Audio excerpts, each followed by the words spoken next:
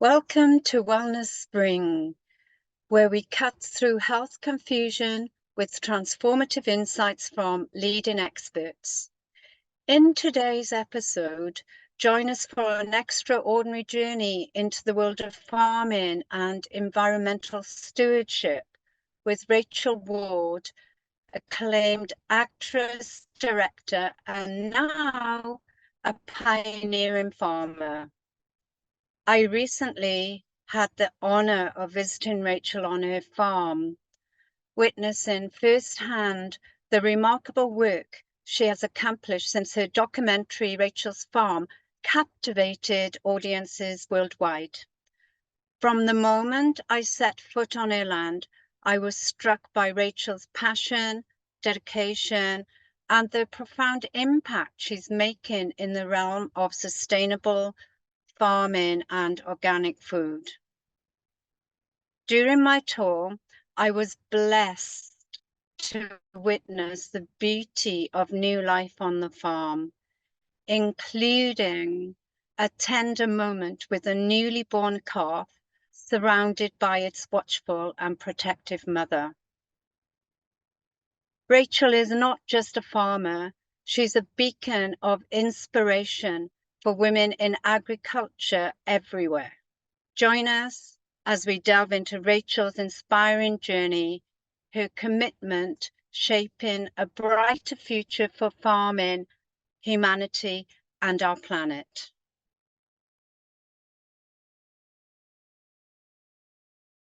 So, Rachel, welcome to Wellness Spring. I'm so delighted to have you on the show.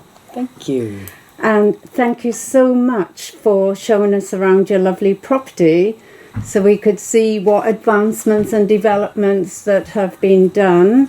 Don't forget to leave your email so that I can send the bill for the carburetor. Definitely.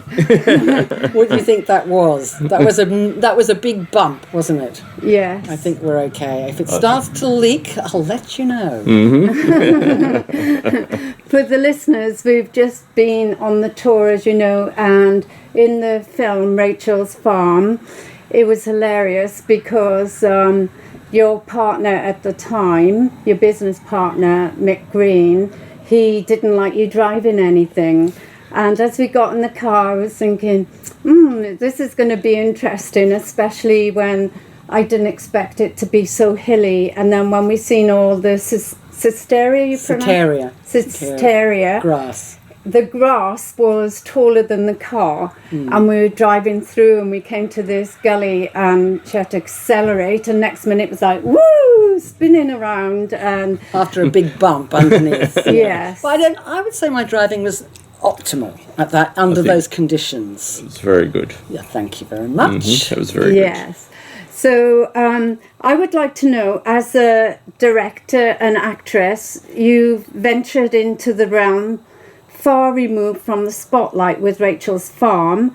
How has this experience reshaped your perspective on storytelling and the power of film for the medium for change? How is storytelling is the medium for change.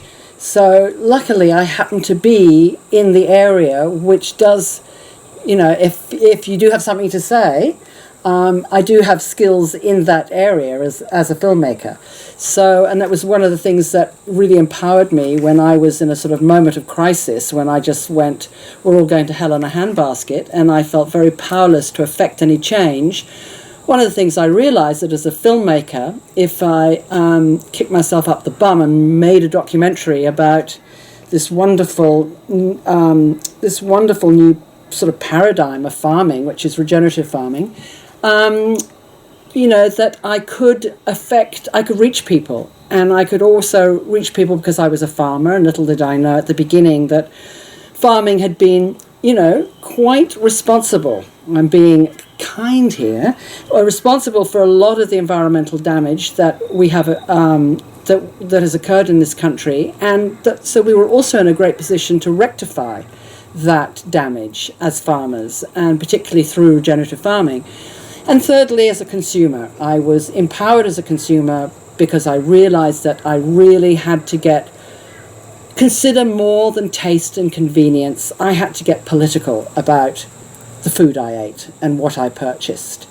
And I didn't really think there was any other way to really change where we are headed, which is into a big anthill if we just do not demand change from sort of corporate masters, I suppose, and those that are holding the whole sort of food supply chain to ransom, and farmers to ransom. So I figured that actually I was empowered quite nicely as a filmmaker, particularly. You certainly did, and I think any woman especially watching the film, because you took over the role of Normie, the farmhand, and you had to learn everything from scratch, and it was really amazing to watch you in action, and especially today as well, we've been out there with the cows and opening and closing the gates and listening to your stories that you have to do. So what do you think, what tips could you give to women who want to start out as a farmer or existing farmers? How can they play a role to make changes happen from soil to plate, for example? Well, I guess when it comes to women, it's just believing there is a role for you and that you're absolutely as entitled to that role as the men are. It's like any gender issues, isn't it? I mean, I've been in the entertainment industry my whole life, and I know what those those gender handicaps wrought and continue to do so. It's been extremely difficult in the entertainment industry, and I've definitely fought for and pushed for women to participate more in that area. So when it came to farming, I wasn't someone who was interested in doing the books. No one would want me to do their books, I can tell you. And other, the sort of things that, I mean, obviously I'm past the age of having kids and, doing all the child rearing stuff, but generally that's women. And the men, to me, seem to be having a lot of the fun and a lot of the responsibility. But it seemed to me, it was just much more attractive for me to be on the farm and in nature and on the land and on the tractor and making those management decisions. So I think sometimes it's just about the ones that have gone before you, looking at the women who have gone before me and are doing it. And I saw a lot of them actually in the regenerative space who were completely able to do it and I think wanted to do it. I don't know if women wanted to particularly be rolling barrels of chemicals around and, changing the implements on the tractor. And I don't know, it just seemed to be part of our remit, was it? It just was always a man's domain. And I think like everything out there, it's changing and women are realizing, hey, I can drive a tractor just as well as men. And I certainly won't take it away from men. The strength in a man's hand, that's where I found my greatest handicap, is my hands aren't strong enough. There's a lot of things that are very tight and like just getting the, like the slasher off the ball bearing of the tractor and those sorts of things and just sort of moving things around. I don't have the strength in my fingers very often, I have to say, to, a male farmhand I might be working with. I haven't got the strength to do this. But most of the other things, it's just a question of confidence that I can do this as well as you can. And also I think, there's a great value for women in the cattle yards and the livestock yards. I think we have maybe a slightly gentler approach. Maybe we're just slightly more gentle with the animals. I don't know. I'm sure there's some brutish women out there as well. But I do tend to, I don't like a lot of shouting in the yards. And obviously, one wants, I love the way I say that. I was shouting at my cows only yesterday when they were driving me mad. I just couldn't get them into the next field. And I was running around for about an hour trying to get them in. And at the end, I I had my tester, that's right, my fence tester in my hand, and I just remember throwing it, swearing at these cattle. So I take that back. Women can be bad yellers as well. Anyway, generally, I'm sure most of them are kind of more patient and gentle in the yards. And as we've seen in some, horrific videos where we've seen the brutality that can go on in some of these yards with animals. Yeah. And I don't know. I mean, I would like to think that women have a more considerate approach, but not always, as I proved yesterday. Yeah, you covered a lot there, and I think in our age, when we were grown up, you would probably have been classified as a tomboy, and jumping around and getting your hands dirty and things like that, going for it. Whereas a lot of young girls were told, you can't do that, don't jump in the pedals, don't do this, don't do that. Whereas now with the changing world, women are playing, from school age, playing football and rugby and, So huge changes, huge liberation for women. Yeah. Not to have to, not to be subjected to those ridiculous restrictions. Don't think I was so much, actually. Right. My mum was very much someone who had dirt under her fingernails and gotten in the garden, and she didn't practice much of that herself, that ladylike behaviour herself. So I think she was a good influence in that respect. And I grew up in the country, and I grew up riding horses. So I think, I'm not scared of nature, of the country, of country rules. And, Brian grew up in my husband grew up in the suburbs, and he's much more tentative about the country than I am. And I think that's just growing up in it and feeling comfortable with it and having reckoned with it from early age. So it's a great advantage to have grown up a country girl, really. I know that when my kids brought kids here from the city, they would be really sissy about getting in the dam because of the, whatever might be in the dam. Whereas my kids were, in and out. And I remember once my daughter was on the side of the dam, and a snake came out of the dam and just ran over her body and out the other side, and it was gone before she realised what had actually happened. But those are the sort of things that I guess my kids embrace rather than, and I certainly did, rather than be scared of. Yeah, wow. I think most people would normally be scared of the snakes. Yeah. And, true. But anyway, it just proves that usually they're more scared of you than they are, than we are of them. Yeah.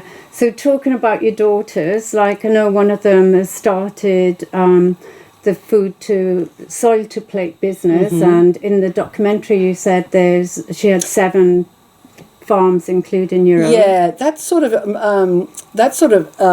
evolved quite a lot. She now has a business of ready meals, and all of her ingredients are regenerative or organic. So she's the first ready meal company in Australia that only uses ingredients that are regenerative and organic and gluten free. Wow. And she's called the Good Farm Shop. Fantastic. So we'll all look at it. And it is growing so incredibly. There is such a desire for people to know that their food have no nasties in them and that they are doing right by the land and their health. That is catching fire, I think. And so I think it's gone beyond their expectations of how much of a market there is for that.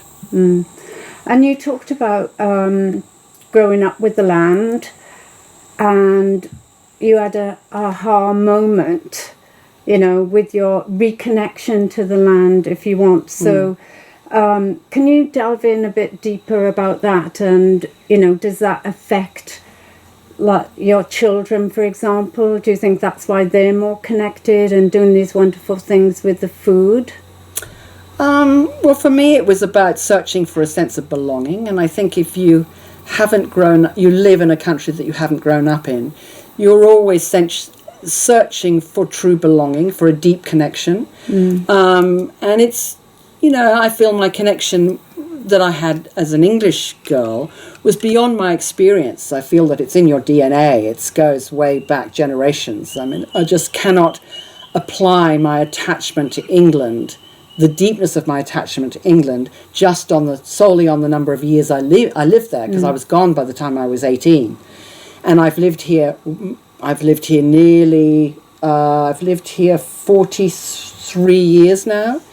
And I'm still very divided, even though I've lived here much longer than I have in England. So, and it definitely was for me about becoming attached to land that really helped me to connect to Australia.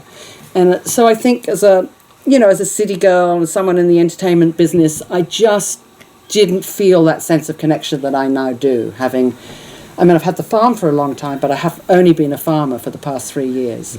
And what that demands of you, that connection that it demands of you, and that absorption and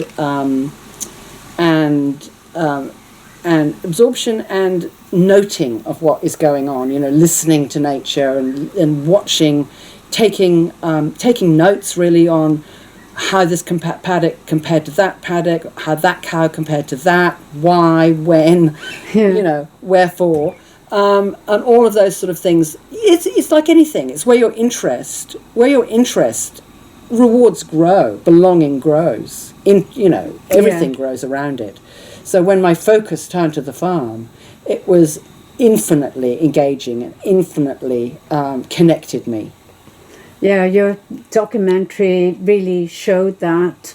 And I'm just thinking, because in the farm you're very open and honest, and you go through about the finance and how heavy that is. And it would have been heartbreaking, especially for Mick, when you had to let Normie go. And on our journey around your farm today, you shared that now it's only you as solo. No, not solo. I mean, I'm still a farmhand. Yeah.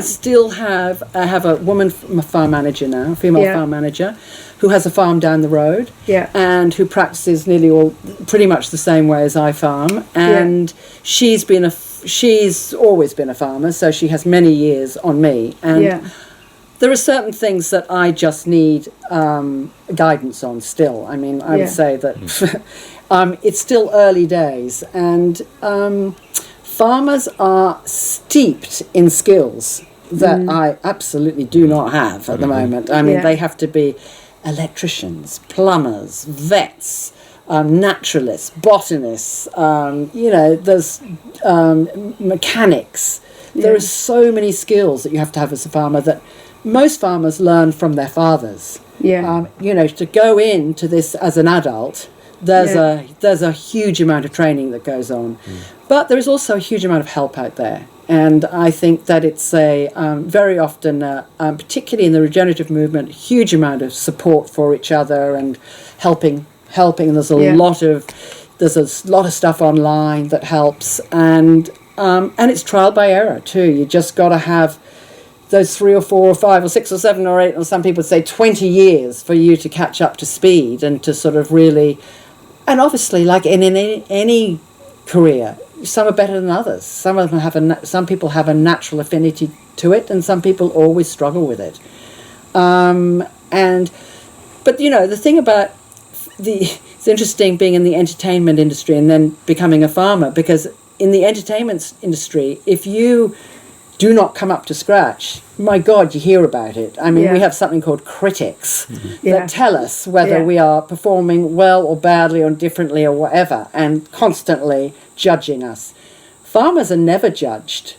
I mean, their banks may judge them, but you're not judged if you're a bad farmer. There's a lot of farmers that can get away with being pretty bad farmers, and when I say bad farmers, I mean farmers that are, exploiting their land and not looking after their animals right, and they can get away with it forever. Who's going to judge them? Who's going to say, sorry, no, you might get food on your table, but at the cost of destroying your land and impacting maybe not your health, but certainly the animals that you are selling and the people who are going to eat them. Exactly. And there's a lot of that around, as we discussed earlier, with the heavy chemicals and the pressure on many farmers to use the chemicals. And as you mentioned in the documentary as well, it does cost money to change. And you're fortunate because you've got, you know, another income outside of this if you can turn to. But, you know, the average farmer is struggling from year to year to make it happen. And then, you know, there's so many ignorant people that don't realize just by buying cheap food, what are you doing to your health? Because you're eating all those chemicals. So how do you think we could get that message out to the world? Because it is a global problem.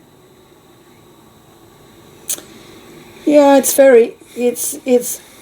definitely, I suppose, pejorative to call people ignorant, but I certainly was ignorant, so I put myself in that basket. I was ignorant until about 3 years ago, when I started to actually really look into where my food was coming from, and when I began to understand what was in my food and how farmers, you know, were forced into the situation of economies of scale and mass production, monocultures, and how much they were encouraged and trained to use the number of herbicides and pesticides and chemical fertilizers that, you know, and they utterly believed that it was not harming themselves, their customers, or their land. I don't know how they've been managed to be convinced of that, because you only have to see the people who are putting on these chemicals, that they are covered from head to toe in protective gear. So if it's harmless, why are they wearing all this protective gear? And they look like Martians when they're applying all of this, the herbicides and pesticides. So, you know, I mean, where is it going when it gets sprayed on? Yes, it may die to a certain level, but a lot of it is leached into the water table. A lot of it goes into the water table. A lot of the a lot of the collapse of the water systems feeding out from the land, are not what they were. And I think that's been proved over and over, that we've got, I mean, Normie was one of the people that told me the stories. He grew up here, and he says the difference in the rivers from when he was a child, the amount of fish and the clarity of the water, and the lack of damage on the banks has changed so much since he was a boy. And so when you listen to those stories over and over again, you kind of go, well, it's a great privilege, because actually I'm able to be less ignorant these days about what is going on in order to get that food cheaper and cheaper. And it is economies of scale. It's mass corporate monocultural farming. It's clearing land, which then means that the water comes racing down those rivers, bursts the banks. It's a lot of urea that's put on the land that then goes into the rivers. It's a multitude of things. And organisations like Landcare are doing a great job in trying to reverse that and making sure that we've got stability on the river banks and that there's less clearing upstream and all of that. But still, we've got a long way to go to get it back to how it was. We're very divided between the country and the city. Our preoccupations are very different. Yeah. So it's very hard. It's just not in their day-to-day lives. We're so cut off really now from our farmers, from our landscapes. People stay in the city, they don't really understand what's going on outside, they just know that their food arrives, and what really is making them be interested in anything about where their food arrives. And you say that I'm in a position where I don't have to about the farm making an income, and that's true, and I feel as a result more responsible for getting it right than I would if I was entirely relying on the farm as an income, because I'm one of the lucky ones. I can afford to take some of the risks and fail, and I think the more of us that can do that should be doing that. There's no excuse for us not to be doing it. I understand it when people are having a hard time making adding up, their budgets as it is, to then take on a different way of farming and start all over again. It's daunting. And it is incumbent upon those of us who actually do have outside incomes that we're not going to fall in a heap if it fails. Yeah. And, I know that it won't fail because I've seen too many who have gone before me, who have been the champions, who have been the early adopters. Yeah. I can see their farms and I can see their production, and that once they've got a hang of it, that they really can they can do okay. But what we really do have to change is this. We have to get much more rebellious about the food we buy. And we have to really look at what's in that food.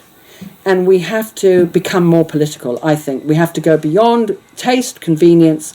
We have to go, if we want to have healthy landscapes, if we want to have healthy rivers, if we want to have healthy bodies, we really have to pay attention to how our food is produced.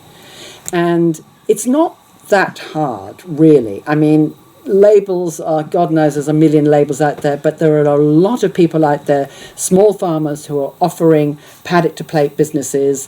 There's a big mapping thing called the Sustainable Table, which you can go on and you can find, your area and what is available to you in that area. Yeah. And we need to be buying much more directly from the farmer, because there are so many financial shenanigans that are going on in the food chain that is making the food way more expensive than it used to be, and farmers, their income has not really changed in 15 years. So they have not their prices, they're paying more for their food and they're getting less for what they produce, and they are certainly not getting. It's not them who are responsible for the price of food going up. It's all of it's financial markets, and it's the change in the retailers, who are now far more interested in protecting shareholders than they are their customers and their farmers. That's really sad to hear. Yeah, it's a fact, and we can change it. In Europe, they're getting on their tractors and they're dumping manure at their government's feet. Nick Minchin in the Green Party is trying to bring a bill to the Senate that will break up the power of these small retail corporates. Labour Party is not supporting it, so it will not get through. Yeah. But if we want to see change, we have to take it into our own hands, and we have to support those people who are supplying us with the best kind of food. And it's just a question of making a bit more effort, effort to find it, an effort to buy it, and necessarily to change your taste, maybe. I mean, I know that when it comes to grain-fed beef and grass-fed beef, the grain-fed beef may be a bit tenderer, and the grain-fed generally comes from feedlots where you've got these, cattle kept, a lot of it for their lives, that is in completely unnatural conditions, and you've got the grass-fed, grass-finished cattle that have bucolic lives on the grass until they have their final day. And what is the difference in the taste? Well, some would say that the grain-fed is tenderer, but if you want taste, if you want flavour, if you want to taste the landscape, the grass, the natural flavours, if you want to taste that, you go for grass finished every time. Yeah. I think it was Aristotle who said, let food be your medicine and medicine be your food. Okay, that's good. And when we think about things like, for the wealthy, but it doesn't matter, if you've got a Ferrari, you're going to put the best fuel in that Ferrari. Mm-hmm. So if we all start thinking of our bodies as temples and put in the best food inside us, that we can be the best version of ourselves, and then we get away from the sick, dis-ease society and bring it back to a healthcare society, because at the moment, everybody is getting sick from something. Yeah, Yeah, I mean, my husband would say, yeah, but we're living longer. We might be living longer, but are we living, or is that the kind of life we want if we're, Yeah. sick, endlessly chewing down our medicines and, being kept alive forever in nursing homes. Yeah, it's not the kind I'd rather go a bit earlier and go well. So I mean, it seems like such a no-brainer that to eat healthy makes you healthy. Yeah. And I find it really hard to get into the mindset of those. Yes, people would say, we can't afford to eat better. But in the 60s, we were spending 60% of our income on our food. Now we spend 3% of our income on food. So that is just how we've been given so many options, so many consumer options, holidays, technology, fast fashion. There are so many other things to spend our dollar on. That's what we're choosing to do. And we're choosing to buy the cheapest food so that we can afford all these other, in some cases luxuries, in some cases essentials. But I think we have to look at the proportion of our income that we are now spending on food compared to where we were, and what that is doing to our health and to our landscapes and to the animals that we are eating. Yeah, and when we talk about our health, we have to think of our whole health. Our mental health definitely has become more public awareness to it since COVID lockdown. And people stuck on their phones looking at their likes on social media and so forth. But I'm not sure if you're aware, Rachel, but every 10 days a farmer is committing suicide. I'm just trying to think aloud, what could that be? What's contributing to that? I think that they're not able to make ends meet, and they cannot envision a life without their farms. That's all they know. That's where they want to be, and God, I don't blame them. Yeah. And if you can't be there, and the bank is taking everything, and you haven't made it, been able to make ends meet, and what is going on, as we've already spoken about, it's so hard, particularly for small farmers, to keep to make a livelihood. Yeah. And they can't conceive of any other life, and they've obviously invested so much into that. Yeah. And that's why it has to change. That's why it has to become political. Yeah. We can't afford to just be casual about it anymore. And a lot of people will, raise up and say, I don't want to be political. I'm not political. Well, say bye-bye to the things that that you have taken for granted and that you know and love. I mean, we are all going to forget how good food tastes. We are all going to forget what it was like once to have a healthy, strong body. Yeah. And we're all going to forget what it was like to have, beautiful, pristine, crystal clear waterways. Yeah. We're going to forget, and it's just going to be, it's what motivated me. I don't want that for my grandchildren either. Certainly don't want it for me. Yeah, exactly. And you talked about aging, and as I mentioned earlier, I belong to Silver Sirens, and they talk about redefining aging because we are living longer, like you said. So what would your key tip be to women? Because obviously you're super active. It's like a big workout, just trying to maintain your farm. But what tips would you say to people to stay healthy in general? I mean, I'm no paragon of health. Yeah. I don't go to the gym. I don't ever want to go to the gym. I'm lucky I have a farm and I can run around after my cows and get out there. A lot of people aren't that lucky. I think, obviously, people live in the city, they have no choice but to go to the gym. But I think that if they get into the habit of eating better and making that choice, you make a choice, you make a political choice every time you take out that dollar and buy some food. You can either buy, sugar-filled, corporate, manufactured stuff. Yeah. Or you can buy true food. Yeah. True, fresh food. And I guess, yeah. I guess I didn't really know that till very recently as well. And I've never been particularly unhealthy, but I've certainly understood that is definitely the way to better health. Great. I always ask my guests, if there was one thing you could do to change the world, what would it be? I'm doing it. Yay!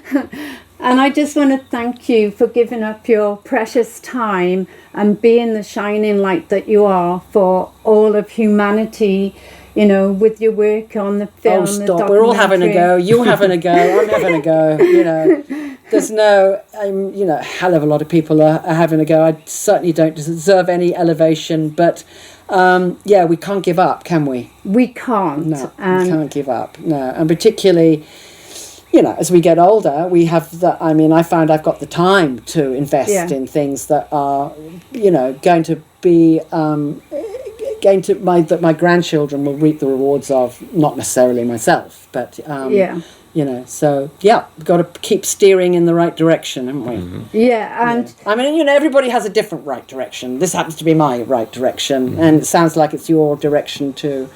But I can't speak for everyone, and neither can any of us, so... Yeah. And for me, just sitting here now on your veranda, looking at the beautiful trees and hearing the birds, and it's just so calming and just got that lovely inner peace and glow. Yeah, it's peaceful. Yeah, definitely that. I'm lucky, very lucky.